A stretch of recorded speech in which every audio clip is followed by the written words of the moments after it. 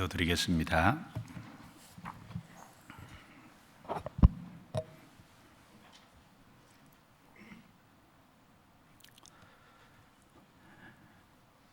거룩하시고 은혜로우시고 자비로우신 우리 아버지 하나님, 죄 가운데 살던 허물 많은 저희를 먼저 사랑해 주시고 불러 구원해 주셔서 하나님의 거룩한 자녀로 삼아 주신 주의 크신 은혜에 진심으로 감사와 찬양과 존귀와 영광을 우리 하나님께만 돌립니다.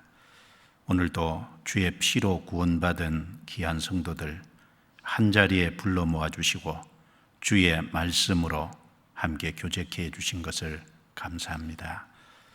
이 시간 주 성령께서 함께 계셔서 우리 각 사람의 마음에 감동 감화해 주시고 하나님의 선하신 뜻이 무엇인지 밝히 알 수 있도록 도와주옵소서.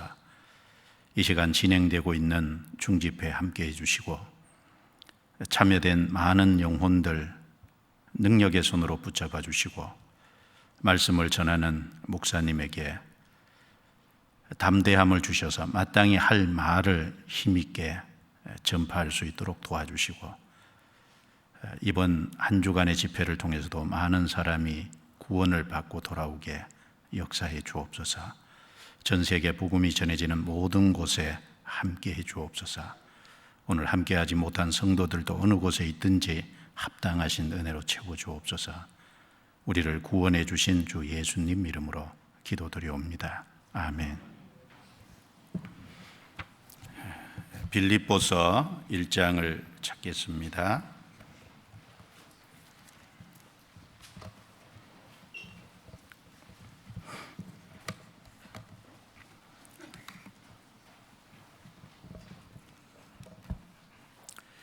신약 성경 빌립보서 1장 12절 말씀을 보겠습니다. 12절 말씀을 같이 읽겠습니다.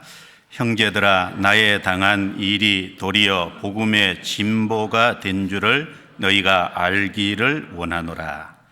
건너뛰어서 25절과 26절 또 같이 읽겠습니다. 내가 살 것과 너희 믿음의 진보와 기쁨을 위하여 너희 무리와 함께 거할 이것을 확실히 아노니 내가 다시 너희와 같이 있으므로 그리스도 예수 안에서 너희 자랑이 나를 인하여 풍성하게 하려 함이라. 이 시간 중강당에서 중집회가 진행되고 있습니다. 중집회 많은 우리 청년들 참석했기 때문에 이 자리에 같이 못한 것 같습니다. 끝날 때까지 기도해 주시기를 부탁합니다. 오늘은 그 믿음의 진보라는 제목을 가지고 말씀을 좀 드려보도록 하겠습니다. 사도행전 끝부분인 사도행전 28장 30절 31절 말씀에 보면 바울 사도께서 로마에서 제수의 신분으로 셋집에서 2년 동안 복음을 전하는 내용이 기록이 되어 있습니다.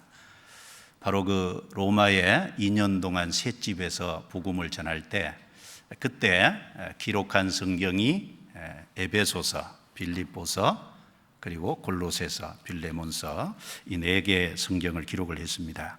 이 빌립보서는 바울 사도께서 마케도니아 빌립보 지역에 있는 구원받은 성도들에게 보낸 편지입니다. 말씀드린 것처럼 이 빌립보서를 기록할 때 바울은 로마의 셋집에서 미결수인 상태로 2년 동안 복음을 전하는 그 가운데 있었습니다.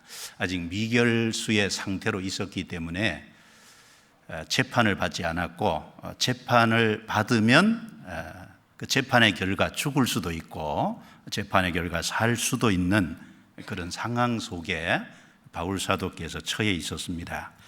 그래서 이 빌립보서 1장 20절부터 24절 말씀에 보면 바울이 고백하기를 내가 살든지 죽든지 내 몸에서 그리스도가 종기되게 하려 한다라고 말하고 있습니다.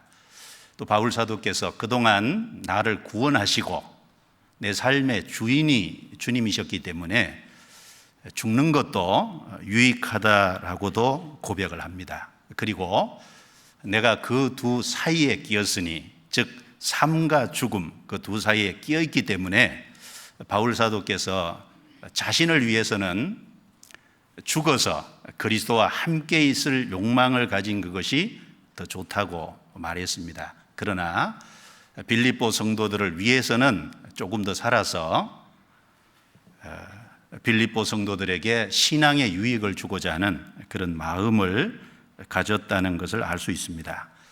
비록 바울이 삶과 죽음 사이에 끼어 있지만 또 한편으로는 그 로마 2년 동안 셋집에 거하면서 복음을 전하는 그 가운데서 풀려날 것도 확신을 했던 것 같습니다. 어떻게 알 수 있냐면 19절을 보겠습니다. 19절에 이것이 너희 강구와 예수 그리스도의 성령의 도우심으로 내 구원에 이르게 할 줄 아는 거로. 여기 내 구원은 영혼 구원을 말하는 것이 아니죠.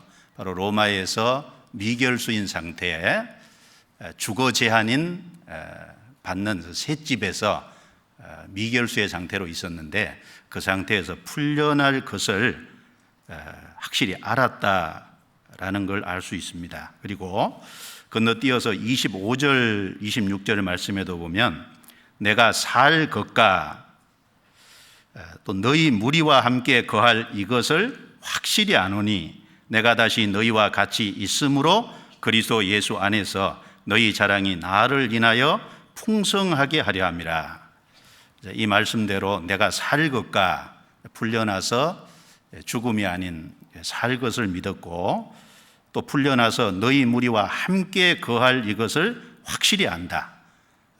빌립보 지역에 가서 빌립보 성도들과 함께 교제하고 복음을 전할 것을 확신했다는 것을 알 수 있습니다. 결국 이 바울의 소원과 그리고 확신대로 훗날 바울은 실제로 풀려났고 그리고 풀려나서 잠시 마케도냐 또 아가야 지역에서 복음을 전했다고 합니다. 그리고 다시 재차 로마에 압송이 되어서 그 로마의 2차 투옥이 되었을 때 디모데전 후서와 디도서를 기록하고 마지막 생을 마쳤다고 이렇게 알려져 있습니다. 바울이 로마의 셋집에 거하면서 보낸 이 빌립보서 내용 속에 12절 말씀에 보면 복음의 진보라는 말씀이 나오고 25절 말씀에 보면 믿음의 진보라는 말씀이 나옵니다. 우리가 여기서 바울의 마음을 좀 엿볼 수 있는 것 같습니다. 바울은 한편으로는 복음의 진보가 있기를 간절히 원했던 것을 알 수 있습니다. 바울은 비록 자신이 감옥에 투옥되어 있지만 죄수의 신분으로 셋집에 갇혀 있는 신분이지만 그 바울의 투옥이 바울의 그런 죄수의 신분으로 제한되어 있는 그런 모습이 복음을 약화시키거나 복음을 퇴보시키거나 그런 것이 결코 아니고 결국은 바울의 그런 모습도 결국엔 복음의 진보가 되었다는 것을 여기 밝히고 있습니다. 바울 사도께서 또 한편으로는 25절에 너희 믿음의 진보와 기쁨을 위하여 이렇게 말한 것처럼 이 빌립보 성도들의 믿음이 성장하고 믿음이 진보되기를 간절히 원했습니다. 그래서 이 빌립보 성도들의 믿음이 진보함으로 말미암아 빌립보 성도들에게 참된 기쁨이 있기를 진정으로 원했고 바울 사도는 로마에서 풀려나서 그 빌립보 성도들과 다시 교제함으로 그 빌립보 성도들의 믿음이 진보되는 것을 돕기를 간절히 원했다는 것을 이 말씀을 통해서 알 수 있습니다. 그래서 특별히 여기 두 가지 신앙의 진보, 즉 믿음의 진보와 복음의 진보, 이것이 바울이 간절히 원했던 것임을 우리가 알 수 있습니다. 그래서 오늘은 이 믿음의 진보라는 제목으로 말씀을 드리려고 하는데요. 이 진보 그러면 헬라어 원어적 의미로는 전진이라는 뜻입니다. 그리고 한문으로도 보면 나아갈 진자의 걸음 보자라는 한문을 써서 걸음이 한 발짝 한 발짝 앞으로 나아가는 전진이라는 의미를 내포하고 있습니다. 바울 사도는 빌립보 성도들의 믿음의 진보를 정말 간절히 원했습니다. 그리고 또 실제로 그들의 믿음의 진보하는 데 바울이 어떤 역할을 하기를 간절히 원했습니다. 자, 동시에 빌립보 성도들이 참으로 믿음이 진보하기를 간절히 원하신 분은 하나님이실 겁니다. 우리가 구원을 받았습니다. 확실한 믿음을 가졌습니다. 하나님은 우리에게 뭘 원하실까요? 정말 믿음의 진보를 원하고 우리 삶의 신앙의 진보, 그 이후에 복음의 진보를 하나님이 간절히 원하실 거라고 생각을 합니다. 그래서 오늘 이 시간 믿음의 진보라는 제목으로 생각을 해보려고 하는데, 먼저 이런 생각을 해볼 수 있죠. 믿음이 진보하기 위해서는 우선적으로 믿음이 확실해야 됩니다. 믿음이 확실하지 않은 사람이 믿음이 진보할 수는 없겠죠. 먼저 자기의 믿음이 확실한 사람이 믿음의 진보를 이룰 수 있을 겁니다.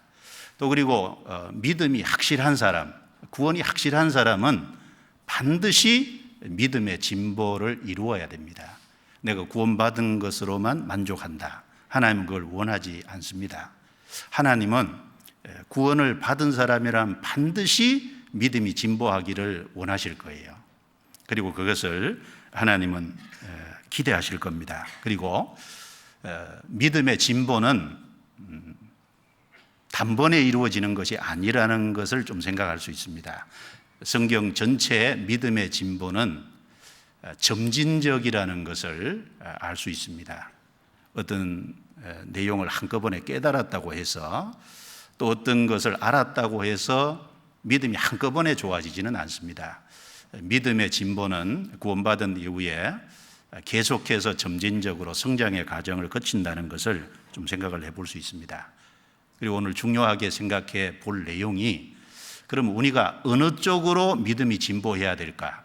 하나님이 우리의 믿음의 진보를 정말 원하시는데 어느 쪽으로 믿음의 진보를 이루냐가 중요할 겁니다. 방향성이 중요하겠죠. 그리고 이 믿음의 진보를 위해서 우리 편에서 힘써야 될 것이 있을 겁니다. 믿음의 진보를 위해서는 무엇을 힘써야 될까요? 그런 질문을 해볼 수도 있고, 그리고 실제적으로 믿음이 진보한 사람의 실제적인 삶의 모습은 어떻게 나타나는지, 그런 것도 같이 생각을 해볼 수 있을 겁니다. 자, 우선적으로 믿음의 진보를 거론하려면 먼저 자신의 믿음부터 확실해야 될 겁니다. 즉 생명 있는 믿음, 하나님께로 받은 믿음, 그리고 구원받은 믿음, 그 믿음이 먼저는 확실해야 돼요.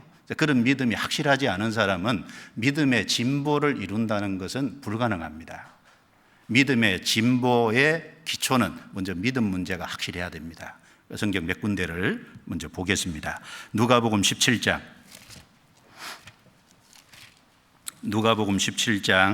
5절부터 10절입니다.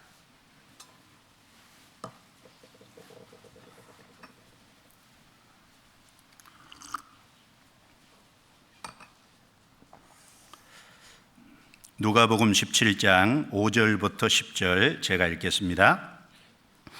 사도들이 주께 여짜오되 우리에게 믿음을 더하소서 하니 주께서 가라사대 너희에게 겨자씨 하나일 만한 믿음이 있었다면 이 뽕나무더러 뿌리가 뽑혀 바다에 신기우라 하였을 것이요 그것이 너희에게 순종하였으리라. 너희 중에 네게 밭을 갈거나 양을 치거나 하는 종이 있어 밭에서 돌아오면 저더러 곧 와 앉아서 먹으라 할 자가 있느냐? 도리어 저더러 내 먹을 것을 예비하고 띠를 띠고 나의 먹고 마시는 동안에 수종 들고 너는 그 위에 먹고 마시라 하지 않겠느냐? 명한 대로 하였다고 종에게 살해하겠느냐? 이와 같이 너희도 명령받은 것을 다 행한 후에 이르기를 우리는 무익한 종이라 우리야 하여야 할 일을 한 것뿐이라 할지니라.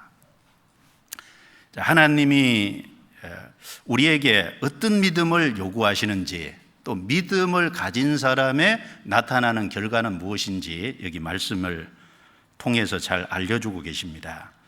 사도들이 예수님께 여쭙습니다. 우리에게 믿음을 더하소서. 믿음을 더하소서, 그 말은 믿음이 있다는 것을 전제하고 믿음을 더해달라, 그런 요청이잖아요.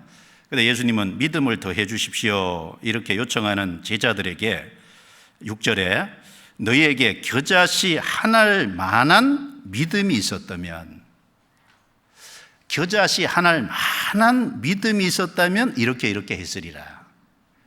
그 말은 예수님이 볼 때는 겨자씨 한알 만한 믿음이 아직 제자들 속에 없는 거예요. 겨자씨는 시중에 가장 작은 씨라고 했습니다. 그러나 작지만 생명이라는 게 있어요. 너희에게 생명이 있는 믿음이 없다는 것을 여기 말씀을 하고 있습니다. 그리고 이 겨자씨 한알 만한 믿음, 생명 있는 믿음이 확실히 있으면 나타날 결과를 말씀했죠. 이 뽕나무더러 뿌리가 뽑혀 바다에 신기우라 하였을 것이요 그것이 너희에게 순종하였으리라. 역사 속에 믿음 있다고 뽕나무 뿌리를 뽑아서 바다에 심은 사람은 한 사람도 없죠. 있어요? 들어보셨어요? 이것은 비유의 말씀입니다. 뽕나무 뿌리가 땅에 꽉 박혀 있잖아요. 확실한 믿음이 있으면 뽕나무 뿌리가 땅에서 뽑히는 것처럼 구원받지 않은 사람은 이 세상의 뿌리를 꽉 받고 삽니다. 구원을 받으면, 생명을 얻으면 비로소 이 세상이라는 곳에서 뿌리가 뽑힐 것을 말씀한 겁니다. 아브라함이 하나님을 믿었기 때문에 갈대아 우르라는 곳에서 하나님의 말씀을 듣고 나왔잖아요. 그리고 룻이라는 여자가 믿음이 있었기 때문에 모압 땅에서 나오미 시어머니를 따라서 평생 살았던 그곳을 떠나서 가감하게 나왔습니다. 믿음이 있는 사람은 세상에서 뿌리가 뽑히게 되어 있습니다. 그리고 믿음 있는 사람은 바다에 신긴다는 말씀처럼 바다는 하나님의 넓으신 은혜잖아요. 그 하나님의 은혜에 참여하게 됩니다. 세상에서 뽑혀서 그 하나님의 은혜에 참여하는 사람이 되고, 그리고 믿음이 확실히 있는 사람은 주님을 주인으로 모시는 종의 삶을 바르게 살 수 있다는 겁니다. 종이 하는 일은 주인의 밭에서 일을 하고 주인의 양을 돌보는 일입니다. 생명이 있는 믿음을 소유한 사람은 주님의 밭에서 주님의 일을 하고 주님의 양을 돌보는 그 일을 합니다. 그리고 종은 주인을 섬기는 일을 하듯이 확실한 믿음을 가진, 생명이 있는 믿음을 가진 사람은 주님을 주인으로 바르게 섬깁니다. 그리고 주님의 일을 하고 주님을 섬긴 그 결과로 생색내지 않죠. 이 모든 일을 행한 후에 우리는 무익한 종이라, 마땅히 행하여야 할 일을 한 것뿐이라. 사실은 우리는 하나님 모실 때 무익한 종이었어요. 그런데 주님이 우리를 구원하셔서 생명을 주시고 주님의 넓은 은혜 가운데 참여하게 하시고 주님의 역사와 주님의 일에 참여하시고 주님을 섬기는 자로 세웠습니다. 그래서 우리는 무익한 종이었는데 우리를 주님께서 구원하셔서 종으로 삼아주신 것도 참 감사하고, 그리고 그 모든 일을 행한 결과는 생색내지 않습니다. 마땅히 하여야 할 일을 한 것뿐이라. 구원을 안 받은 사람, 생명이 없는 사람은 주님의 역사에 진정으로 참여할 수 없을 겁니다. 구원을 받지 않은 사람은 진정으로 주님을 섬길 수 없을 겁니다. 그리고 구원을 받지 않은 사람은 자기가 일을 하고 그리고 주님을 섬겼다면 생색낼 겁니다. 그러나 참으로 생명 있는 믿음을 소유한 사람은 마땅히 하여야 할 일을 한 것뿐이라 라고 주님께서 구원해 주시고 그 일에 참여하게 해 주신 그것에 대해서 감사할 겁니다. 여기 중요한 것은 겨자씨 하나일 만한 믿음이 있느냐는 겁니다. 이것이 이제 구원받은 믿음이잖아요. 죄사함을 확실히 받은 믿음이잖아요. 그래서 성령을 받은 믿음이잖아요. 그래서 죄사함을 받아서 구원을 받고 하나님의 아들이 되는 생명을 참으로 얻은 믿음, 그 믿음을 여기 말하는 겁니다. 그 믿음이 먼저 확실해야 될 거예요. 성경 갈라디아서 3장을 찾아보겠습니다. 갈라디아서 3장.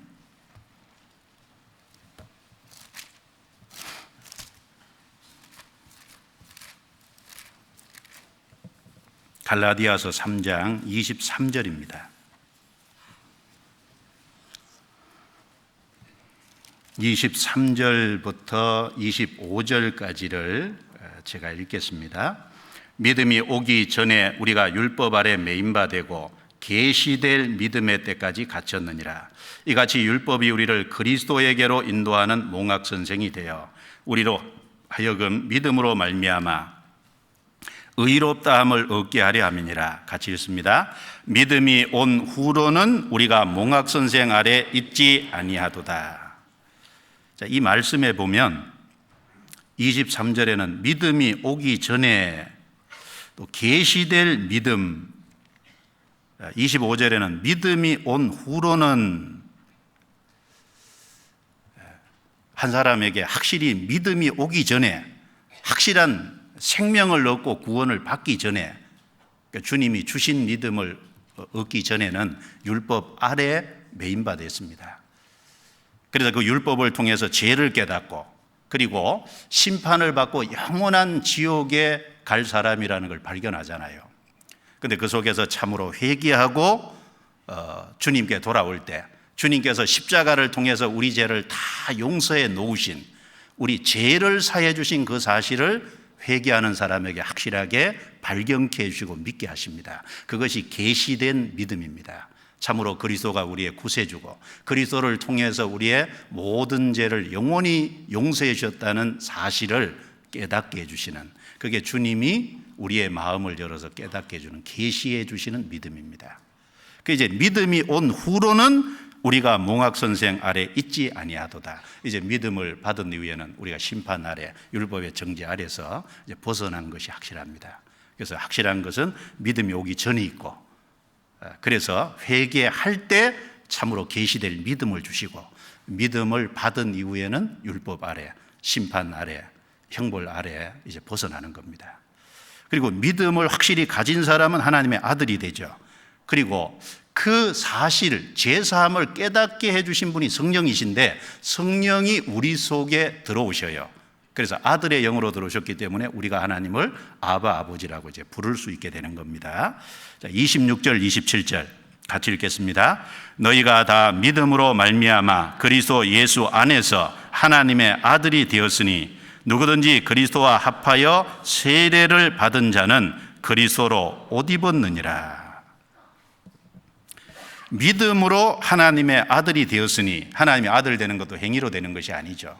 제사해 주신 사실을 확실하게 받아들일 때 그 믿음으로 하나님의 아들이 됩니다. 하나님의 아들이 된 사람은 그리스도로 옷 입었죠. 그리스도의 생명을 소유한 사람이 된 겁니다. 옷은 그 사람의 신분을 잘 나타내 주잖아요.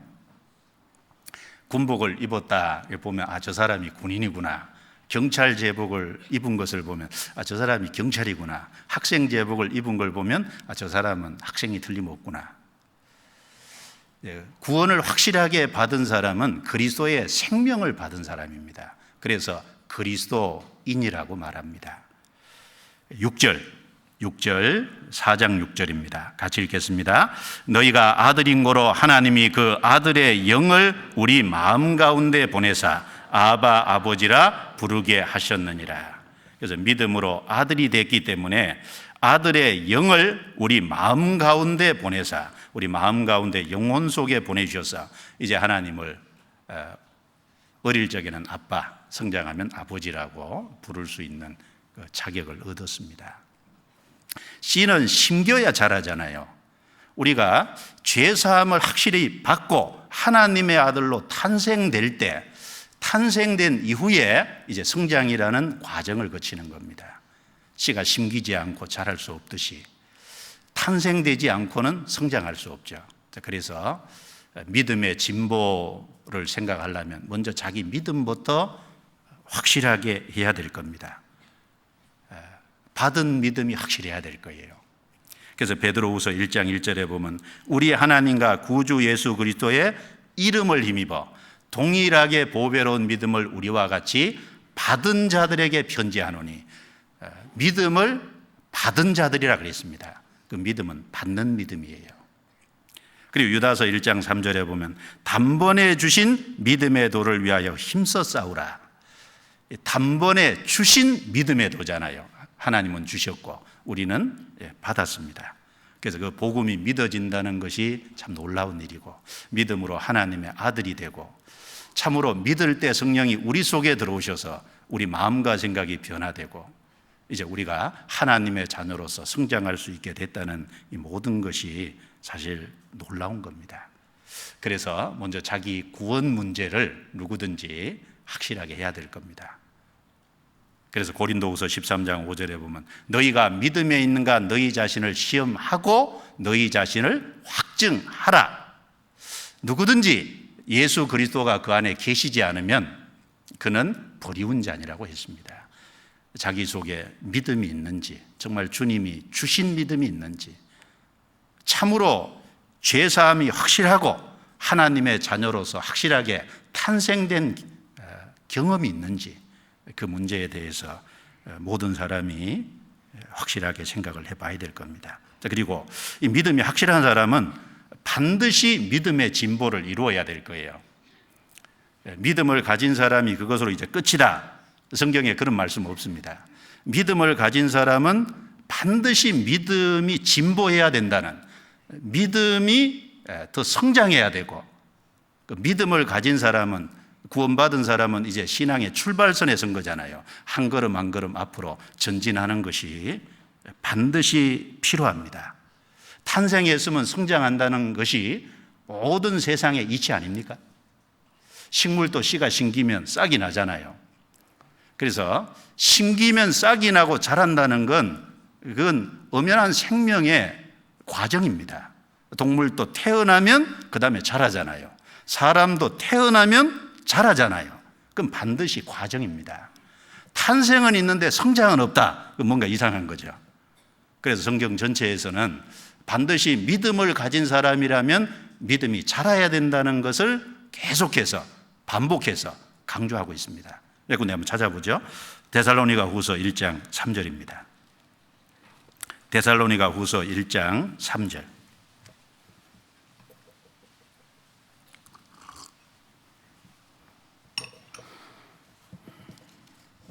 데살로니가 후서 1장 3절 같이 읽겠습니다. 형제들아, 우리가 너희를 위하여 항상 하나님께 감사할지니 이것이 당연함은 너희 믿음이 더욱 자라고 너희가 다 각기 서로 사랑함이 풍성함이며.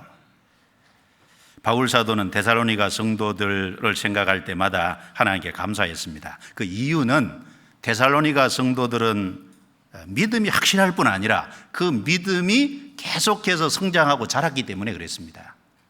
너희 믿음이 더욱 자라고, 구원 얻는 믿음, 생명 얻는 믿음은 단번에 얻는 거고 그건 자라는 것이 아닙니다. 그건 하나님께로부터 받는 거예요. 그런데 그 믿음을 받았으면 그 다음에 성장이라는 과정이 반드시 필요하다는 것을 말한 겁니다. 베드로후서 1장도 보겠습니다. 베드로후서 1장. 베드로 전서 2장 2절입니다. 2장 2절. 이 말씀도 같이 읽어보겠습니다. 갓난 아이들 같이 순전하고 신령한 젖을 사모하라. 이는 이로 말미암아 너희로 구원에 이르도록 자라게 하려 함이라. 베드로전서 1장 말씀을 보면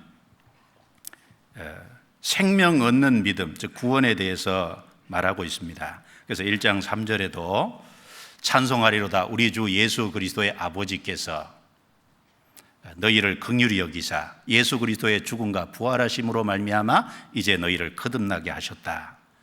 또 베드로 전서 1장 8절 9절에도 우리가 예수를 보지 못하였으나 사랑하는도다. 이제도 보지 못하나 믿고 말할 수 없는 영광스러운 즐거움으로 기뻐하니 믿음의 결국 곧 영혼의 구원을 받음이라. 영혼 구원에 대해서 얘기하고, 또 베드로전서 1장 18절 19절 말씀에도 너희가 너희 조상의 유전한 망령된 행실, 즉 죄에서 구원한 것은 금이나 은같이 없어질 것으로 한 것이 아니요 오직 썩지 않는 보배로운 예수 그리스도의 피로 한 것이니라. 우리 죄를 구원해 처리해 주시고 거기서 구원해 주신 것은 예수님의 보배로운 피라고 말하고 있습니다. 이제 2장에 넘어가서는 성장을 말하고 있죠. 2장 1절에 2절입니다. 갓난아이들 같이 순전하고 신령한 젖을 사모하라. 이는 이로 말미암아 너희로 구원에 이르도록 자라게 하려 함이라. 여기서 말하는 구원은 생활 구원이잖아요. 생활이 구원받은 사람답게 변화돼 가는, 믿음을 얻었으면 믿음이 성장되는 그것을 말하는 겁니다. 그리고 성품이 주님처럼 닮아가는, 마가복음 4장에 보면 예수님이 비유를 드실 때 농부가 밭에 씨를 뿌리는데 그 씨를 뿌리면 밤낮 자고 깨고 하는 중에 처음에는 싹이고 다음에는 이삭이고 그 다음에는 이삭의 충실한 과정이 있다고 했습니다. 거기에 처음에는 싹인 것은 우리 영혼 구원이죠. 그 다음에 싹이 났으면 자라는 것은 우리의 삶이 변화가 되고 그리처럼 닮아가고 성장해가는, 믿음을 가졌다면 믿음이 진보하는 것이 필요하다는 겁니다. 그리고 열매가 충실하게 익으면 농부는 낫을 대서 그 농산물을 수확해 드리잖아요. 그런 것처럼 주님이 재림하실 때 구원받은 사람의 몸까지 변화시켜서 천국 창고에 들이실 것을 교훈해 주셨습니다. 그래서 여기 구원에 이르도록 자라게 하려 함이라. 자라는 구원이 있어요. 그래서 이게 성품 구원, 생활 구원입니다. 그래서 베드로후서 3장 18절에도 오직 우리 주 곧 구주 예수 그리스도의 은혜와 저를 아는 지식에서 자라가라고 하셨습니다. 그래서 구원받은 사람의 이 성장은요, 열매 맺으면서 자라면서 열매 맺는 거예요. 세상의 식물은 싹이 나면 쭉 그냥 자라고 끝에 결실만 하잖아요. 그런데 구원받은 사람은 구원받은 이후에 이제 성장하면서 열매 맺고 열매 맺으면서 성장하고, 그런 과정이 주님 오실 때까지 반복되는 겁니다. 성경 골로새서 1장을 보겠습니다. 골로새서 1장. 빌립보서 다음에 골로새서죠. 1장 6절입니다.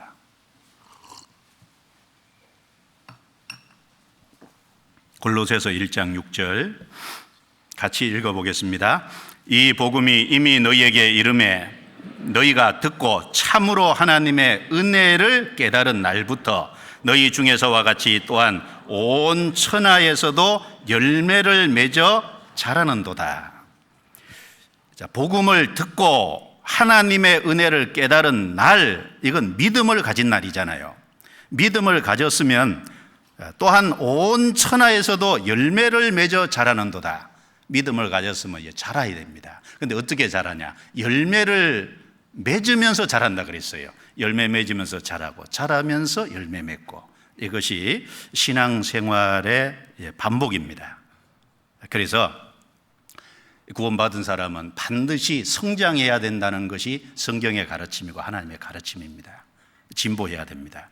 그런데 이 진보가 당장 성장이냐 아니면 점진적이냐, 마치 구원을 받은 것이 단번 속죄, 영원 속죄, 단번 믿음인 것처럼 어떤 사람은 성장도 단번에 뭘 하나 깨달으면 단번에 이루어진다고 얘기하는 분이 있는데 그건 잘못된 겁니다.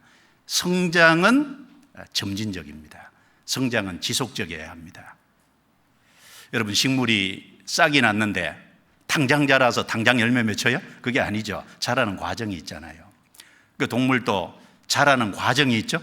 사람도 태어나서 사람이 성장하면서 자라가는 과정이 있습니다. 대나무는 우후죽순이라는 말처럼요, 그 장마가 오기 전에 대나무 죽순이 나왔으면 한 달 만에 장마가 오면 그 다음에 푹쑥 자란대요. 쫙 자라죠. 몇십 미터. 그런데 자라기는 자랐지만 속이 튼튼안해졌죠. 그 튼튼한 과정이 또 있는 거예요. 무엇이든지 성장은 점진적입니다. 이 세상의 식물이나 동물이나 사람이나 성장을 점진적으로 해놓으신 하나님의 뜻이 뭘까요? 구원을 받은 이후에 성장도 점진적이라는 걸 우리에게 깨닫게 해주기 위해서 우리에게 그런 과정을 보여주셨다고 생각합니다. 그래서 성장은 단번이 아닙니다. 성장은 점진적입니다. 몇 군데 또 성경 한번 찾아보죠. 누가복음 2장. 예수님의 육신도 이렇게 자라가셨습니다. 누가복음 2장 40절. 누가복음 2장 40절. 같이 읽습니다. 아기가 자라며 강하여지고 지혜가 충족하며 하나님의 은혜가 그 위에 있더라. 여기 아기는 예수님을 두고 한 말입니다. 예수님은 하나님이 사람이 되신 분이지만 우리와 똑같은 육체를 입으셨어요. 그래서 예수님의 이 몸도 이 세상에서 자랐다 그랬습니다. 아기가 자라가며 강하여지고 그랬어요. 52절 또 같이 읽습니다. 예수는 그 지혜와 그 키가 자라가며 하나님과 사람에게 더 사랑스러워 가시더라. 자라가며 사랑스러워 가시더라. 성장은 자라가며 점진적으로 예수님의 육신도 성장을 했습니다. 신명기 7장 22절에 보면 하나님께서 이스라엘 민족을 애굽에서 건져내신 이후에 약속하시기를 여호와께서 이 민족들을 내 앞에서 점점 쫓아내시리니, 거기에 한 번에 쫓아내신다고 안 하고 이 가나안 땅의 가나안 7족속을 점점 쫓아내시리니, 점점입니다. 사울이 죽고 난 이후에 사울과 다윗 집에 계속 전쟁이 있었죠. 다윗은 점점 강해져 갔고 사울은 점점 약화됐습니다. 다윗이 한꺼번에 강성한 나라가 된 것이 아니라 다윗이 점점 강해진 거예요. 자, 성경 사무엘하 3장입니다. 사무엘하 3장.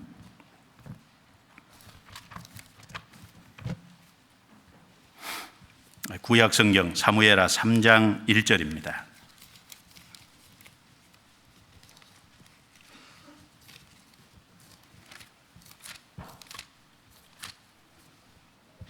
(3장 1절) 같이 읽겠습니다. 사울의 집과 다윗의 집 사이에 전쟁이 오래매 다윗은 점점 강하여지고 사울의 집은 점점 약하여 가니라. 5장 10절 또 보겠습니다. 5장 10절 또 같이 읽을까요? 만군의 하나님 여호와께서 함께 계시니 다윗이 점점 강성하여 가니라. 자, 다윗이 점점 강성하여 갔다. 하나님이 같이 계심으로 차츰차츰 강성해 간 거예요. 한꺼번에 강하게 해주신 게 아닙니다. 우리가 하나님이 함께 계셔도 우리의 영적인 신앙도 우리의 성장도 점점 성장하도록 하나님이 이렇게 만들어 가십니다. 욥기 17장 또 보겠습니다. 욥기 17장. 자, 점진적이라는 것은 우리 마음에 분명히 해둬야 될 겁니다. 왜냐하면 신앙생활을 하다 보면은 이게 탄생이 순간인 것처럼 성장이 순간이라고 얘기하는 이론들이 많거든요. 틀림없이 성장은 점진적입니다. 욥기 17장, 욥기 17장 9절을 보겠습니다. 같이 읽겠습니다. 그러므로 의인은 그 길을 독실히 행하고 손이 깨끗한 자는 점점 힘을 얻느니라. 구원받은 사람이 의인이죠. 의인은 주님이 정하신 길이 있기 때문에 그 길을 독실히 행한다고 했습니다. 의인은 손을 깨끗이 하려고 하는 사람입니다. 손이 깨끗한 자는 힘을 얻는데 점점 힘을 얻느니라. 점진적으로 힘을 얻어가는 거예요. 구원받은 이후에 하루아침에 영혼이 강해진다, 그러지 않습니다. 교제 속에 참석하고 말씀을 계속해서 듣고 하나님을 가까이 하는 속에서 주님의 역사에 참여하는 속에서 영혼이 점점 강해지는 거예요. 성경 잠언 4장을 보겠습니다. 잠언 4장 18절입니다. 잠언 4장 18절.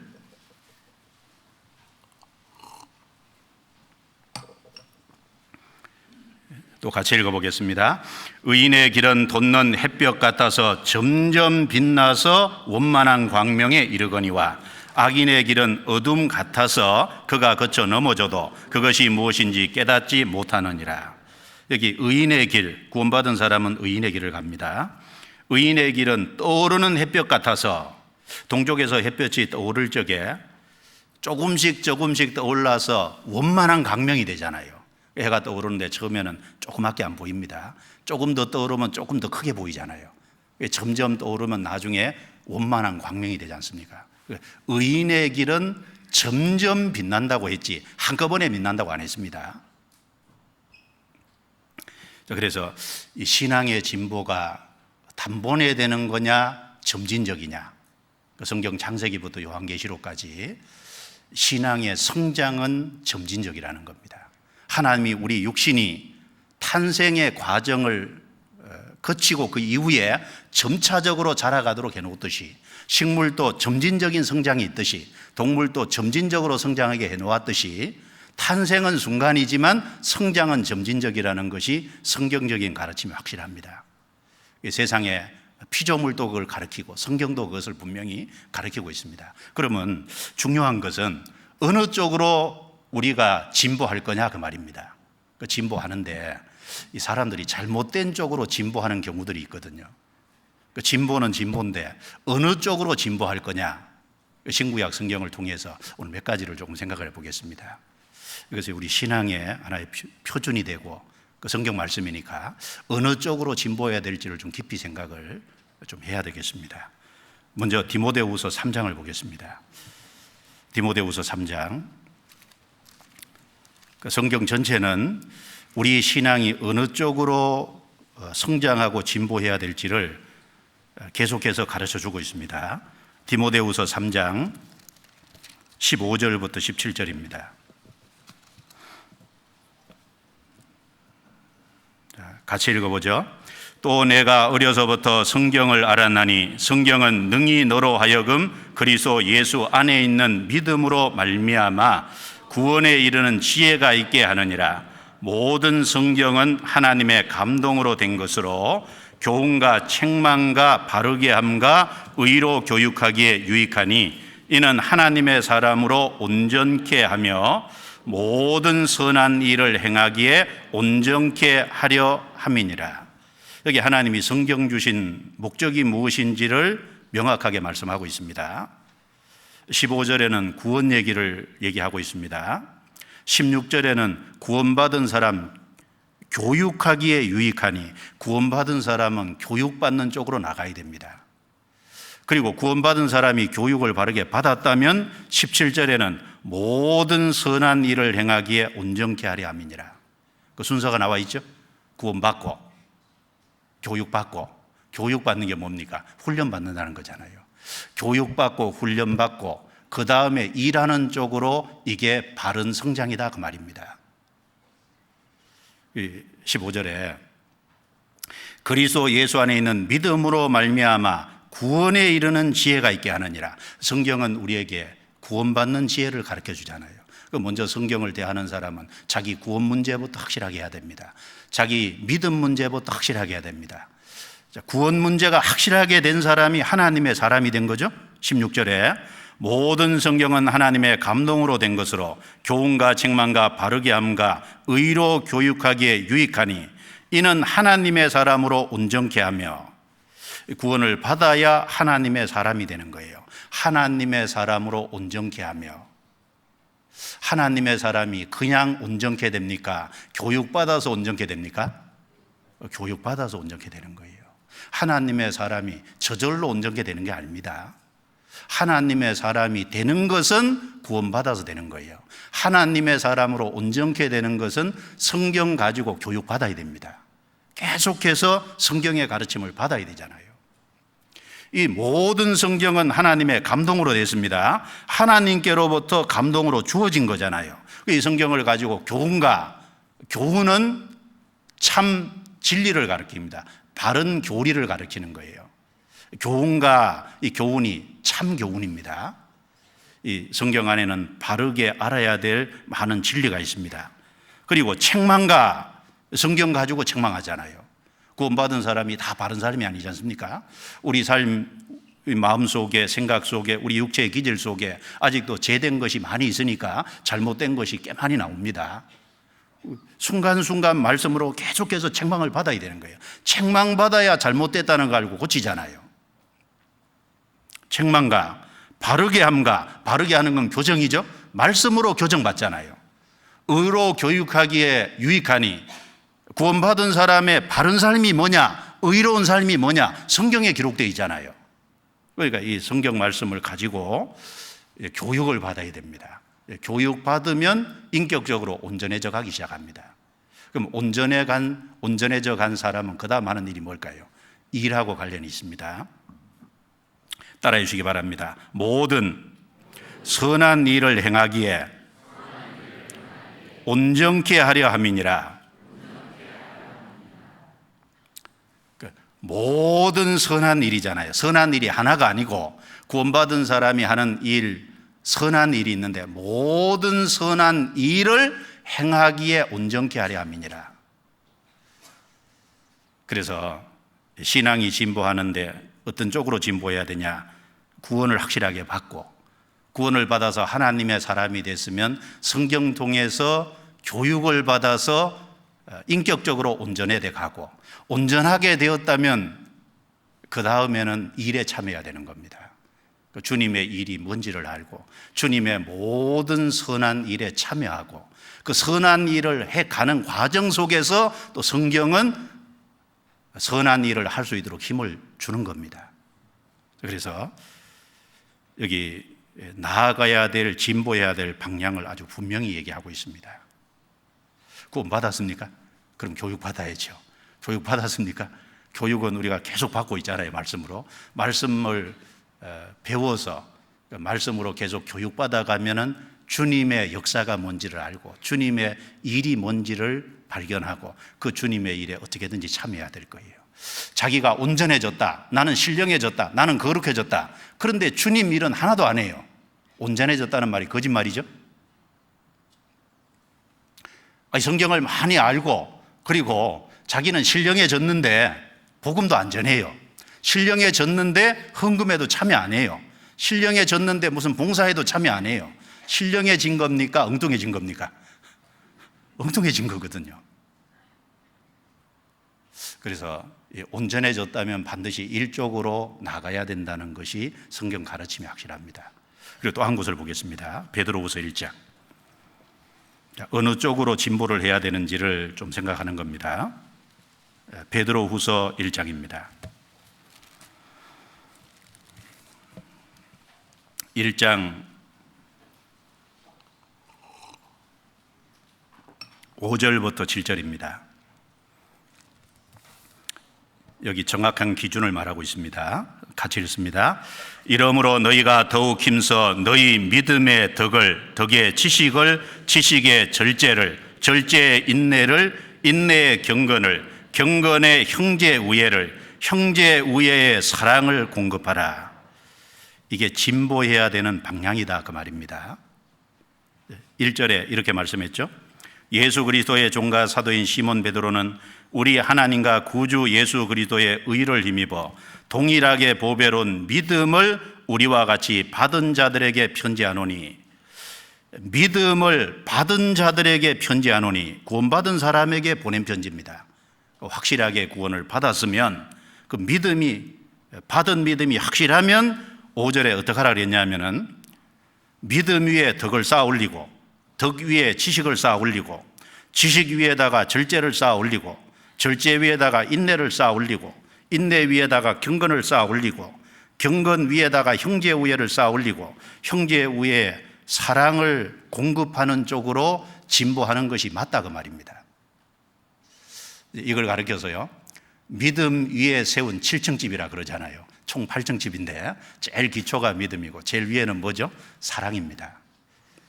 제일 밑에는 기초를 믿음으로 하고 있고 예수 그리스도를 믿는 믿음이잖아요. 제사함을 받은 확실한 구원받는 믿음을 기초로 하고 있고, 제일 위에는 사랑을 공급하는 쪽에 제일 위에 올라가 있습니다. 여기 믿음의 덕을 그랬습니다. 구원받은 믿음이 확실하다면 사람이 덕이 있어야 될 거예요. 구원을 받았는데 너무 날카롭다, 좋지 않은 거죠.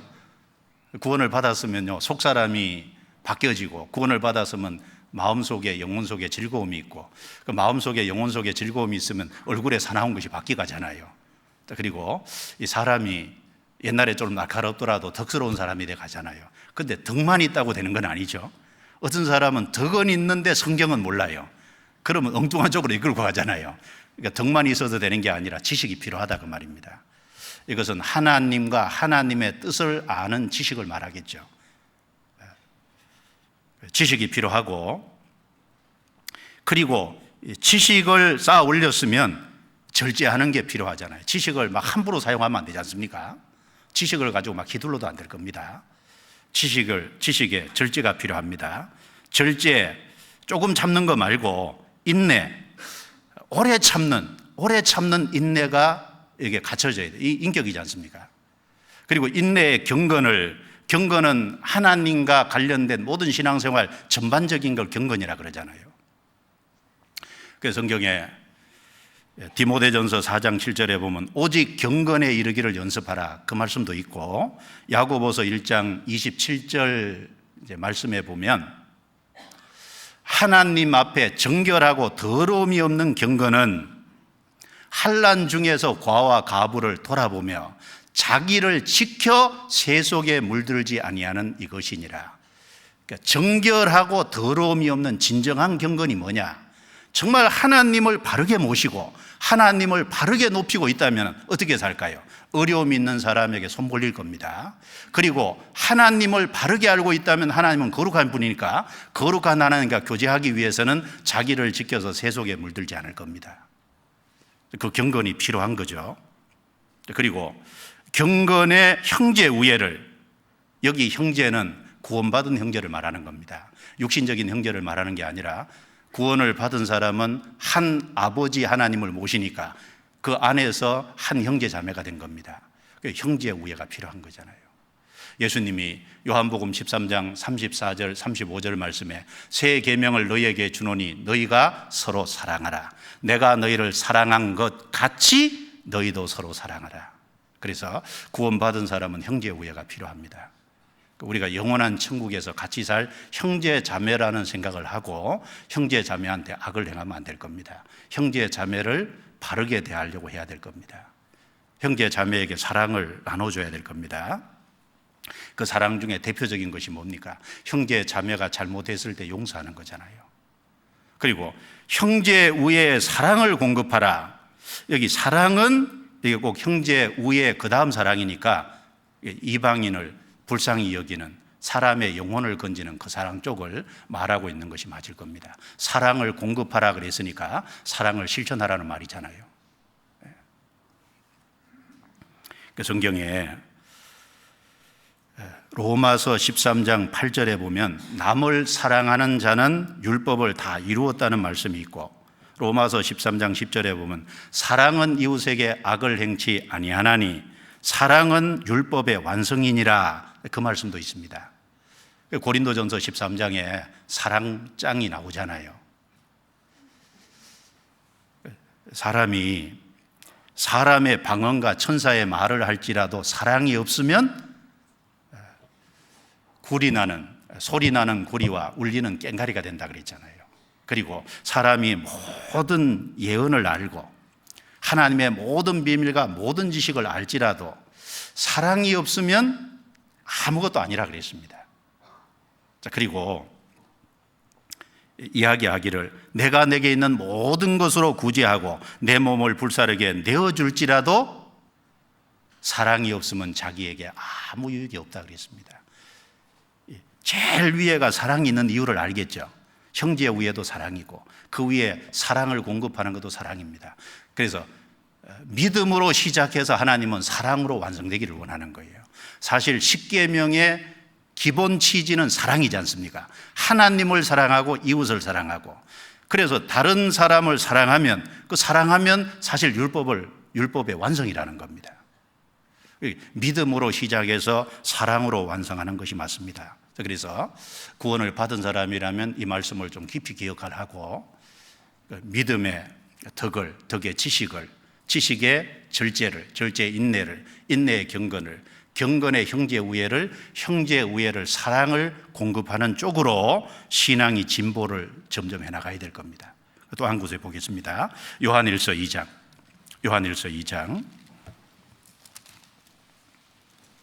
12절부터 14절입니다.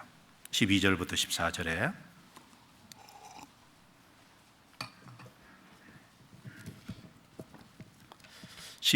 14절에 같이 읽겠습니다.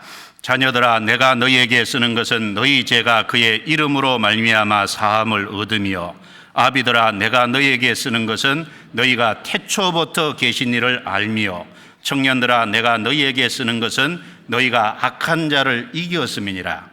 아이들아, 내가 너희에게 쓴 것은 너희가 아버지를 알았으며, 아비들아, 내가 너희에게 쓴 것은 너희가 태초부터 계신 이를 알았으며, 청년들아, 내가 너희에게 쓴 것은 너희가 강하고 하나님의 말씀이 너희 속에 거하시고 너희가 흉악한 자를 이기었음이니라. 자, 여기 자녀들아, 내가 너희에게 쓰는 것은 너희 죄가 그의 이름으로 말미암아 사함을 얻으며, 구원받은 사람은 확실하게 죄 사함을 받은 사람입니다. 너희 죄가 그의 이름으로, 예수님의 이름은 예수님이 하신 일이잖아요.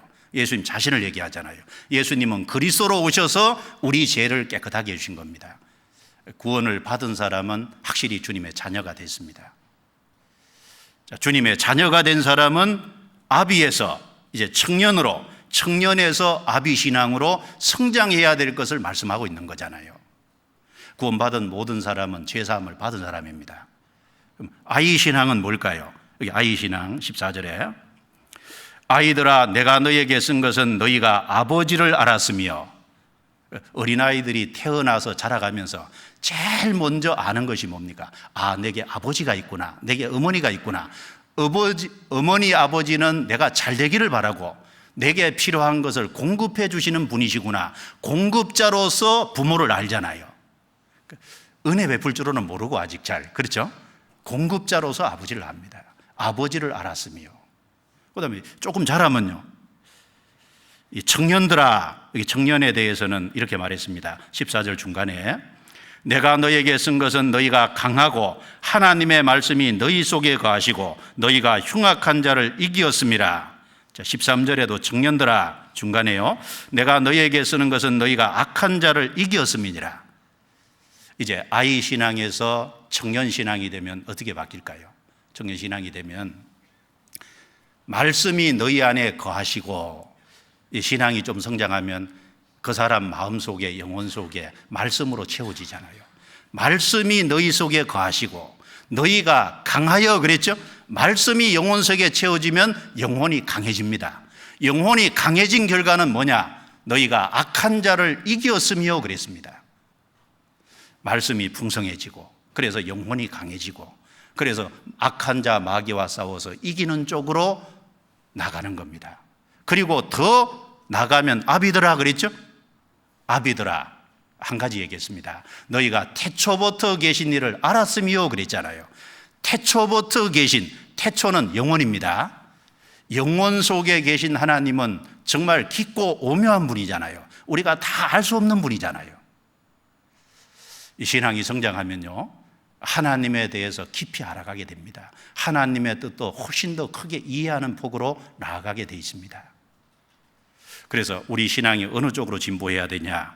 제사함을 확실하게 받은 것이 기초가 되어 있다면은 하나님을 공급자로서 알고 그 하나님에게 기대고 하나님에게 도움을 요청하는 쪽에서 이제 시간이 지나가면 하나님의 말씀이 영혼 속에 가득 채워져서 강해지고 마귀와 싸워 이기는 쪽으로 전진하고, 그 다음에 더 신앙이 진보해서 태초부터 계신 하나님을 더 깊이 알아가는 쪽으로, 이쪽으로 신앙이 발전하는 것이, 진보하는 것이 맞다 그 말입니다. 그래서 구약시대에 보면은 성막이 나오잖아요. 광야에 이스라엘 백성들이 하나님께 제사를 드렸던 곳인데 그 성막의 제일 입구에는 문이 있습니다. 그 다음에 문 들어가면 번제단이 나오잖아요. 그 다음에 물두멍이 나옵니다. 그 다음에 더 전진하면은 첫 번째는 성소가 나오는데 성소는 진설병 떡이 있고 촛대가 있고 향단이 있고 그렇습니다. 그리고 더 안쪽으로 가면 하나님의 임재를 상징하는 지성소가 있잖아요. 이것이 신앙이 전진해야 될 코스다 그 말입니다. 처음에 이제 문이요, 예수님이 내가 문이니 누구든지 나로 말미암아 들어가면 구원을 얻고, 번제단은 짐승 죽이는 거잖아요. 그러니까 문하고 번제단은 구원과 관련된 겁니다. 바로 예수님을 통해서 구원을 받고 우리 제사함을 확실히 받는 곳입니다. 그랬다면 그 다음 전진할 곳은 물두멍이잖아요. 물두멍은 제사장들이 손발을 씻는 곳이죠. 수족을 씻는, 말씀으로 세상에서 묻어 들어오는 죄를 씻고 죄에서 구별되는 겁니다. 그 다음에 성소로 들어가면 일하는 곳이죠. 성소에 진설병 떡을 진설하고 촛대에 등불을 켜고, 그 다음에 향단은 기도의 모습이잖아요. 그래서 주님 안에서 주님의 역사를 위해서 일하는 모습입니다. 그리고 더 깊이 나아가면 맨 안에 지성소, 주님의 임재를 상징하는 곳이니까 그 안에 들어가면 주님과 깊이 교제하는 곳입니다. 거기 바로 법궤 안에는 말씀이 들어 있습니다. 그래서 주님을 더 깊이 헤아리고 주님을 더 가까이 교제하는 그 지성소까지, 그것이 우리가 신앙이 진보해야 될 코스다 그 말입니다. 그리고 마태복음 5장에 보면은 팔복 나오지 않습니까? 팔복도 보면은 처음에 심령이 가난한 자는 복이 있나니 천국이 저희 것이며, 애통하는 자는 복이 있나니 저희가 위로를 받을 것이며, 거기 천국이 저희 것이며 위로를 받을 것이며, 우리 구원과 관계된 거잖아요. 참으로 심령이 가난한 사람에게는 주님께서 천국을 구원받게 하고 천국을 주십니다. 참으로 죄 때문에 애통하는 사람은 죄사함의 위로를 받습니다. 구원과 관계된 겁니다. 그 다음에 나오는 말씀이 온유한 자가 나옵니다. 그 다음에 긍휼히 여기는 자가 나오고, 그 다음에 청결한 자가 나오고, 그 다음에 합평케 하는 자가 나옵니다. 온유한 자는 땅을 기업으로 얻을 거라 그랬습니다. 긍휼히 여기는 자는 긍휼히 여김을 받을 거라고 했습니다. 청결한 자는 하나님을 볼 것이라고 했습니다. 합평케 하는 자는 하나님의 아들이라 일컬음을 받을 것이라고 했습니다. 자, 그 네 가지는 우리 신앙의 인격이잖아요. 구원받은 사람은 참 온유한 모습으로 바뀌어가고, 구원받은 사람은 자기가 긍휼히 여김을 받았기 때문에 다른 사람을 긍휼히 여길 줄 알고, 그리고 구원을 받은 사람은 마음이 청결한 사람은 하나님 볼 것이라는 말씀처럼 이 세상에서 구별돼서 살아가고, 그리고 구원받은 사람은 합평케 하는 자잖아요. 그래서 하나님의 아들이라 일컬음 받을 것이요, 하나님의 아들이 되는 건 탄생이지만 아들이라고 불려지는 건 인격을 갖춰야 되잖아요. 그 다음에는 어떡합니까? 그 다음에 맨 마지막에는 의를 위하여 핍박을 받으면 상이 있다고 나옵니다. 그게 우리 신앙이 진보해야 될 코스잖아요. 구원받고 신앙 인격을 갖추고 그 다음에 의를 위해서 핍박받는 쪽까지 나가라 그 말입니다. 그것이 우리 신앙이 자라야 되는 코스가 분명히 맞을 겁니다. 자, 그리고 창세기 32장을 보겠습니다. 창세기 32장.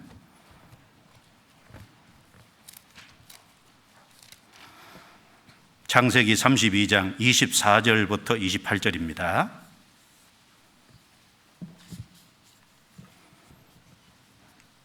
창세기 32장 24절 제가 읽겠습니다. 야곱은 홀로 남았더니 어떤 사람이 날이 새도록 야곱과 씨름하다가 그 사람이 자기가 야곱을 이기지 못함을 보고 야곱의 한도뼈를 치매 야곱의 한도뼈가 그 사람과 씨름할 때에 위골되었더라. 그 사람이 가로되 날이 세려하니 나로 가게 하라. 야곱이 가로되 당신이 내게 축복하지 아니하면 가게 하지 아니하겠나이다. 그 사람이 그에게 이르되 내 이름이 무엇이냐? 그가 가로되 야곱이니이다. 28절은 같이 읽습니다. 그 사람이 가로되 내 이름을 다시는 야곱이라 부를 것이 아니요 이스라엘이라 부를 것이니 이는 내가 하나님과 사람으로 더불어 겨루어 이기었음이니라. 여기 우리 신앙이 진보해야 될 쪽을 가르쳐주고 있습니다. 야곱에서 이스라엘 쪽으로 진보해야 됩니다. 야곱은 간사한 자라는 뜻이잖아요. 간사한 자, 강교한 자. 나올 적에 형 뒤 발꿈치를 잡고 나왔습니다. 나올 때부터 그렇게 나왔어요. 그런데 야곱에게 좋은 거 하나 있잖아요. 장자의 축복을 정말 사모했잖아요. 간절히 사모했는데 그 마음은 좋잖아요. 마음이 좋아서 하나님이 축복했지 방법은 좀 안 됐죠. 방법은 팥죽 한 그릇 가지고 속여서 장자의 명분을 뺏었잖아요. 그리고 어머니와 둘이 합세해가지고 이삭을, 아버지를 속여 먹었잖아요. 물론 그 속인 것을 통해서도 복음의 교훈이 됩니다. 그런데 속인 것 자체가 좋은 건 아니잖아요. 야곱은 간사한 사람이었습니다. 그래서 여러 번 속였어요. 그러니까 하나님이 외삼촌 라반의 집에 20년 보냈어요. 10번 넘게 속게 만들었잖아요. 그 외삼촌 라반은 야곱보다 훨씬 고단수입니다. 속이는데 아주 도 같은 거예요. 그러니까 하나님이 안 도와줬으면 비전으로 돌아올 뻔했는데 그 가운데서 하나님의 도우심으로 그래도 많은 소유를 이끌고 나왔잖아요. 그런데 이제 마지막 관문이 남았습니다. 형 에서가 돌아온다는 소식을 듣고 동생이 400명의 군사를 이끌고 자기를 마중하고 나오잖아요. 그 소리를 듣고 야곱은 기가 막히잖아요. 지금까지는 어떻게든지 자기 장깨 가지고 의지하고 살아왔지만 이번에는 도저히 피할 길이 없다 그 말입니다.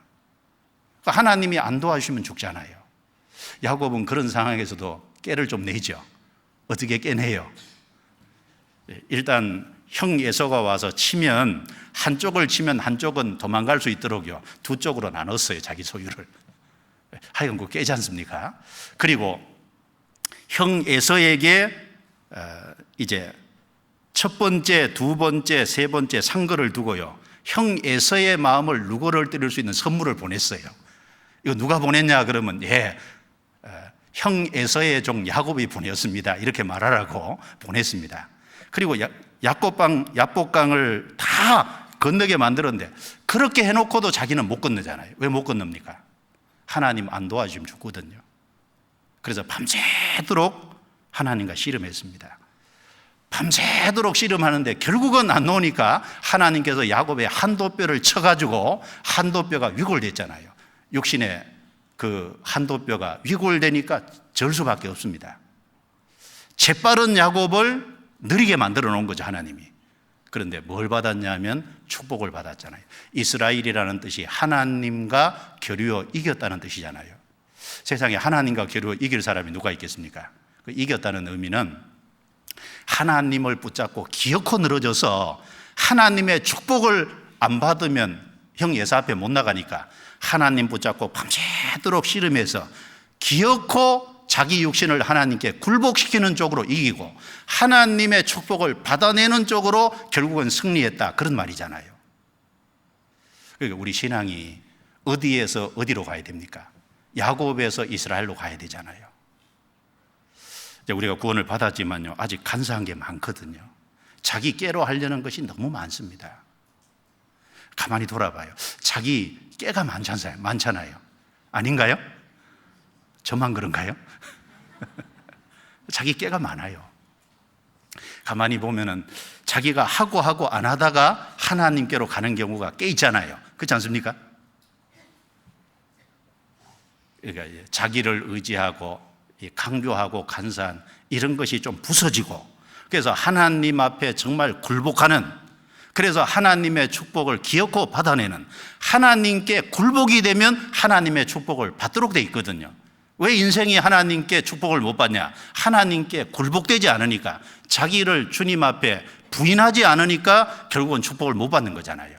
그러니까 우리 인생이 어디에서 어느 쪽으로 진보해야 되냐, 신앙이 야곱에서 이스라엘 쪽으로 반드시 진보를 해야 됩니다. 그리고 신명기 8장을 보겠습니다. 신명기 8장. 신명기 8장. 자, 여기 우리가 나아가야 될 코스를 또 여기 말씀하고 있습니다. 신명기 8장 2절. 제가 읽겠습니다. 내 하나님 여호와께서 이 40년 동안에 너로 광야의 길을 걷게 하신 것을 기억하라. 이는 너를 낮추시며 너를 시험하사 내 마음이 어떠한지 그 명령을 지키는지 아니 지키는지 알려 하심이라. 너를 낮추시며 너로 줄이게 하시며 또 너도 알지 못하면 내 열조도 알지 못하던 만나를 내게 먹이신 것은 사람이 떡으로만 사는 것이 아니요 여호와의 입에서 나오는 모든 말씀으로 사는 줄을 너로 알게 하려 하심이니라. 8절입니다. 7절요. 내 하나님 여호와께서 너로 아름다운 땅에 이르게 하시나니 그것은 골짜기에든지 산지에든지 시내와 분천과 샘이 흐르고 밀과 보리의 소산지요 포도와 무화과와 석류와 감람들의 나무와 꿀의 소산지라. 너의 먹는 식물에 결핍함이 없고 내가 아무 부족함이 없는 땅이며 그 땅의 돌은 철이요 산에서는 동을 캘 것이라. 내가 먹어서 배불리고 내 하나님 여호와께서 옥토로 내게 주셨음을 인하여 그를 찬송하리라. 16절은 같이 읽습니다. 내 열조도 알지 못하던 만나를 광야에서 내게 먹이셨나니 이는 다 너를 낮추시며 너를 시험하사 마침내 내게 복을 주려 하심이었느니라. 여기 신앙이 진보해야 될 코스를 신앙이 성장해야 될 쪽을 우리에게 쭉 이야기를 해주고 있습니다.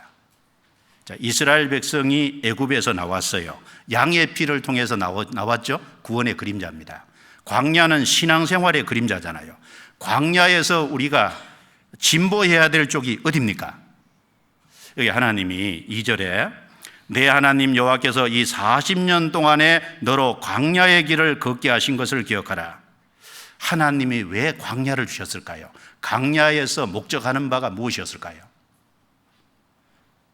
여기 첫 번째는 이는 너를 낮추시며 16절에도 너를 낮추시며 광야에서 하나님이 참으로 원하는 것은 낮추는 겁니다. 겸손의 훈련을 하게끔 만든 거예요. 또 한 가지는 뭘까요? 또 한 가지는 하나님께 순종하는 법을 가르친 겁니다. 이는 너를 낮추시며 너를 시험하사, 시험이 훈련이죠. 내 마음이 어떠한지 그 명령을 지키는지 아니 지키는지 알려 하심이라. 순종하는지 안 하는지를 하나님이 알려 하심이라. 그리고 3절 뒷부분에 사람이 떡으로만 사는 것이 아니요 여호와의 입에서 나오는 모든 말씀으로 사는 줄을 너로 알게 하려 하심이니라. 모든 말씀, 하나님의 모든 말씀이 있는데 그 모든 말씀에 순종해서 사는 거예요. 말씀으로 산다는 건 말씀에 순종해서 사는 것을 말하는 겁니다. 순종 안 하면 죽는 거죠. 순종하면 사는 겁니다. 광야에서 다 훈련시킨 게 두 가지거든요. 첫 번째는 겸손, 두 번째는 순종. 순종은 믿음이 있어야 순종이 됩니다. 믿음이 없으면 순종이 안 되잖아요. 그리고 기어코 가나안 땅에 이끌어 드렸잖아요. 가나안은 천국의 그림자인 동시에 가나안은 승리의 모습도 되죠. 가나안의 7 족속을 믿음으로 정복하고 7 족속을 쫓아내고 그 땅을 분배해서 나누어 가졌잖아요. 마침내 복을 주려 하심이라. 하나님이 어느 쪽으로 인도하고 복을 주시냐 하면은 우리를 구원하시고 그 다음에 광야길을 통과하게 가운데 겸손을 훈련시키고 순종을 훈련시켜서 결국은 승리하게 만드심으로 축복해 주시고자 하는 것이 하나님의 뜻이잖아요. 그래서 우리 신앙이 어느 쪽으로 진보해야 되냐? 구원받았으면은 훈련을 받아야 되는데 겸손의 훈련, 순종의 훈련을 우리가 받아야 될 겁니다. 그리고 겸손의 훈련, 순종의 훈련을 받은 사람은 믿음으로 승리할 수 있을 거예요. 그래서 그쪽으로 신앙이 진보해야 된다는 걸 우리에게 가르쳐 줍니다. 자, 그리고 또 아가서 또 한 곳을 봅시다. 아가서. 이 성경에 보면은 우리 신앙이 어느 쪽으로 진보해야 되는지를 말씀한 곳이 너무 많습니다. 그 중에 몇 곳을 좀 찾아보고 있는 겁니다. 자, 아가서의 3곳을 보겠습니다. 아가서 2장 16절. 우리 신앙이 반드시 진보해야 될 쪽이 있다면 이것일 겁니다. 16절. 2장 16절. 나의 사랑하는 자는 내게 속하였고 나는 그에게 속하였구나. 그가 백합화 가운데서 양떼를 먹이는구나. 여기 나의 사랑하는 자, 신랑을 말합니다. 나의 사랑하는 자, 신랑은 내게 신부에게 속하였고 나는 신부는 그에게 속하였구나. 여기 신랑 신부 솔로몬과 술람 여자인데 술람 여자의 고백입니다. 술람 여자가 제일 처음에 하는 말이 나의 신랑은 내게 속했고 나는 신랑에게 속했다. 자, 신랑이 앞입니까? 자기가 앞입니까? 이게 자기 중심인 거예요. 자기가 신랑에게 속했다는 말은 하지만 여전히 자기 중심, 자기가 먼저잖아요. 그런데 조금 시간이 지나갑니다. 6장 3절입니다. 6장 3절. 같이 읽어보겠습니다. 나는 나의 사랑하는 자에게 속하였고 나의 사랑하는 자는 내게 속하였다. 그가 백합화 가운데서 그 양떼를 먹이는구나. 좀 순서가 바뀌었죠? 나는 나의 사랑하는 자에게 속하였고 나의 사랑하는 자는 내게 속하였다. 그래서 나는 나의 사랑하는 자에게 속하였고 자기 남편을 앞세우잖아요. 신랑을 앞세웁니다. 그런데 여전히 나의 사랑하는 자는 내게 속하였다. 여전히 자기도 있습니다. 그런데 시간이 더 지나가니까 자기는 딱 빠지고 주님만 있잖아요. 10절입니다. 7장 10절. 같이 읽겠습니다. 나는 나의 사랑하는 자에게 속하였구나. 그가 나를 사모하는구나. 나는 나의 사랑하는 자에게 속하였구나. 그래서 신앙이 어느 쪽으로 진보해야 되냐면 자기 중심에서 주님 중심으로 바뀌고 주님 중심으로 바뀌는 동시에 주님만 높이는 쪽으로 나아가야 됩니다. 그것이 원래 신앙의 코스잖아요.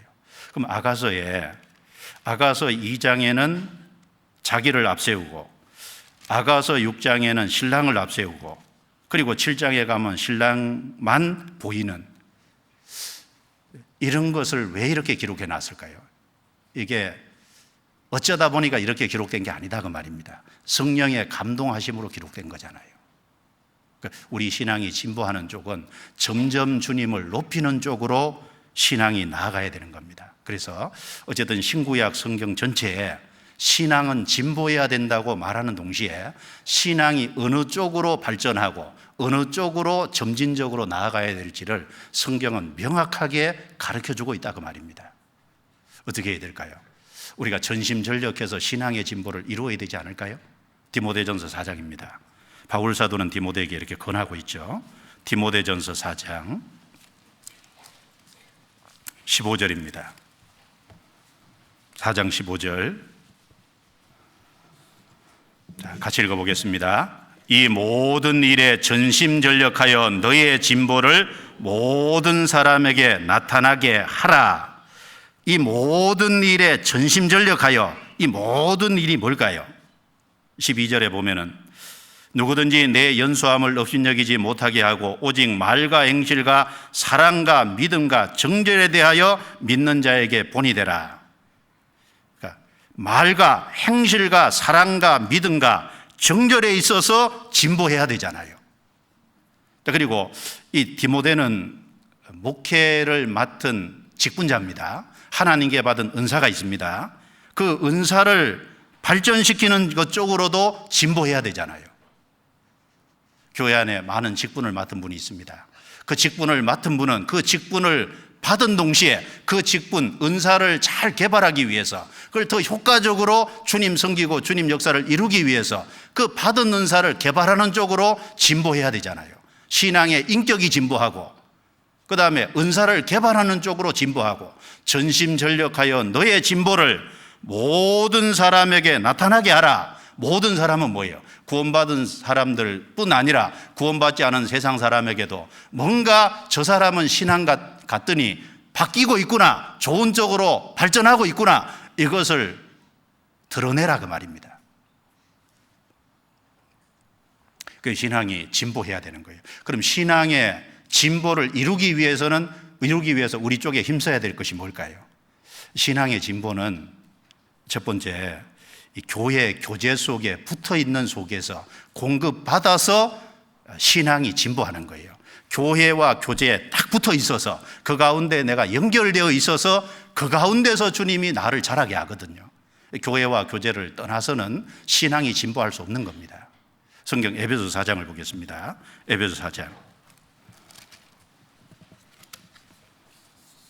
에베소서 4장입니다.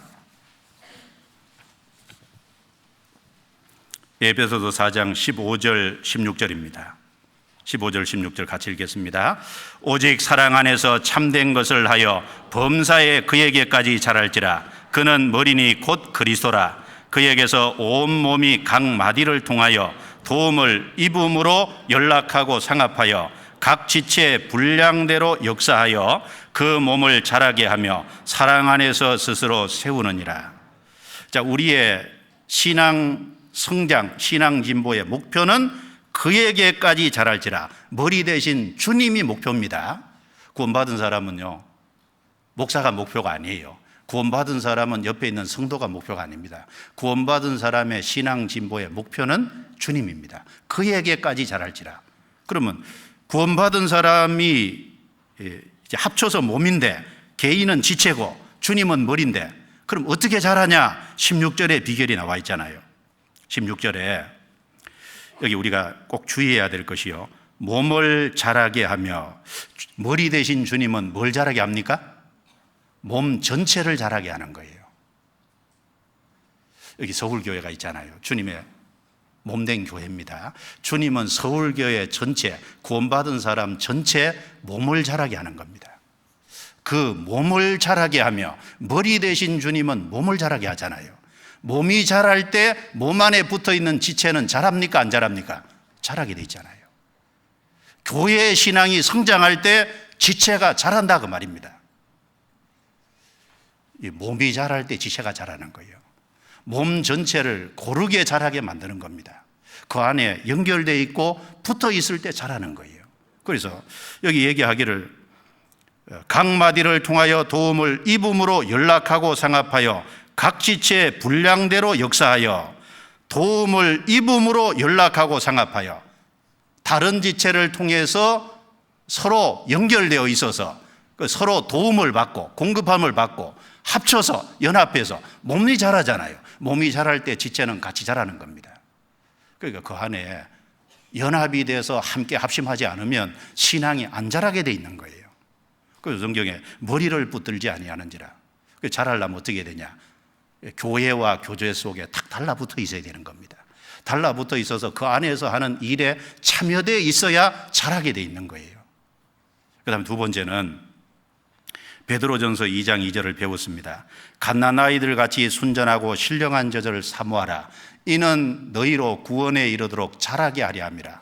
우리가 정말 신앙이 자라려면, 진보하려면 말씀을 가까이 해야 되는 겁니다.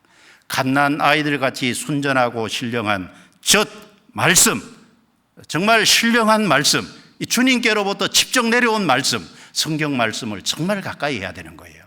말씀을 가까이 하지 않는 사람은 신앙이 자랄 수가 없는 겁니다.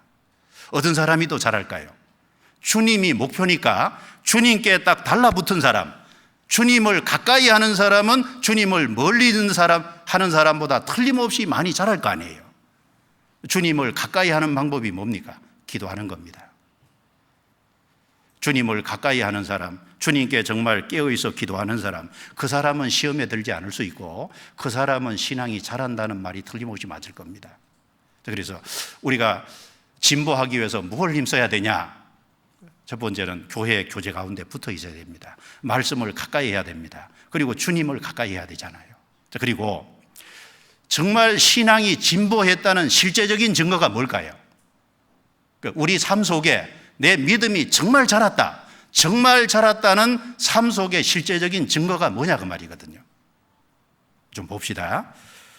자, 빌립보서 1장 잠깐 정리를 하고 좀 마치겠습니다. 빌립보서 1장 20절입니다. 1장 20절 1장 20절 같이 읽겠습니다. 나의 간절한 기대와 소망을 따라 아무 일에든지 부끄럽지 아니하고 오직 전과 같이 이제도 온전히 담대하여 살든지 죽든지 내 몸에서 그리스도가 종기 되게 하려 하나니. 이 바울 사도는 정말 신앙이 진보한 사람입니다. 믿음이 확실할 뿐 아니라 믿음이 정말 성장한 사람이죠. 바울 사도는 살든지 죽든지 내 몸에서, 내 삶에서 그리스도가 종기되게 하려 하나니. 신앙이 자랐다는 실제적인 증거는 주님을 높인다는 겁니다. 주님이 자기 삶에서 존귀하게 되기를 실제적으로 바라고 살아가는 사람, 그 사람은 신앙이 진보했다는 확실한 증거가 될 거예요. 이렇게 살든지 죽든지 그랬죠. 살든지 죽든지 그뿐 아니라 평안하든지 아니면 풍파가 있어서 병들었든지 아니면 환난과 고통 가운데 있든지 감옥에 있든지 어떤 상황에 있든지 살든지 죽든지 내 몸에서 그리스도가 존귀되게 하려 하나니 그리스도가 존귀되기를 바라고 정말 그리스도를 높이는 사람은 그 사람은 신앙이 정말 성장한 사람일 겁니다. 세례 요한은 신앙이 자란 사람이죠. 정말 성장한 사람입니다. 그는 흥하여야 하겠고 나는 쇠하여야 하리라. 바르게 보고 있잖아요. 주님이 정말 높아지는 것으로 만족할 줄 아는 사람. 사도행전 3장에 보면요, 날 때부터 안진병이 된 자를 고쳐줬어요. 베드로와 요한이. 많은 사람이 베드로와 요한을 주목해 봤습니다. 베드로와 요한이 뭐라고 소리셨죠? 우리 개인의 경건과 능력으로 이 사람을 살린 것처럼 왜 우리를 주목하느냐? 주님을 보라. 우리 주목하지 말고 주님 보라. 그게 신앙이 성장했다는 증거잖아요. 주님을 높일 줄 아는 사람, 그 사람이 신앙이 성장한 사람입니다. 그리고 누가 신앙이 성장한 걸까요? 27절에 오직 너희는 그리스도의 복음에 합당하게 생활하라. 이는 내가 너희를 가보나 떠나 있으나 너희가 일심으로 서서 한 뜻으로 복음의 신앙을 위하여 협력하는 것과, 정말 신앙이 성장한 사람은 복음에 합당하게 생활합니다. 그 복음의 신앙을 위해서 협력할 줄 알잖아요. 그게 자나깨나 어떻게 하면 복음 전할까? 가정에서 어떻게 하면 복음 전할까? 직장에서 어떻게 하면 복음 전할까? 복음에 합당하게 참으로 선한 행실을 보이는 이유가 복음을 전하기 위해서, 그리고 교회 안에서 복음의 신앙을 위해서 협력하는, 마음에 안 맞는 것이 있어도 복음의 신앙을 위해서 협력할 줄 아는, 자기가 무슨 주장하고 자기 뭐가 있어도 복음의 신앙을 위해서 그걸 포기할 줄 아는, 성령의 하나 되게 하신 것을 힘써 지키라. 정말 하나 되게 하기 위해서, 오로지 복음 하나 위해서 마음 깨어지면 안 되고 마음이 하나가 되겠다는 걸 생각하고 복음 신앙을 위해서 협력할 줄 아는 사람은, 저 사람은 진짜 신앙이 성장한 사람이다. 그렇게 인정해 줄 수 있잖아요. 그리고 복음 전하다 보면 대적하는 일이 많습니다. 그런데 그 대적하는 일 앞에서 담대할 수 있는 사람, 28절에 아무 일에든지 대적하는 자를 인하여 두려워하지 아니하는 이 일을 듣고자 함이라.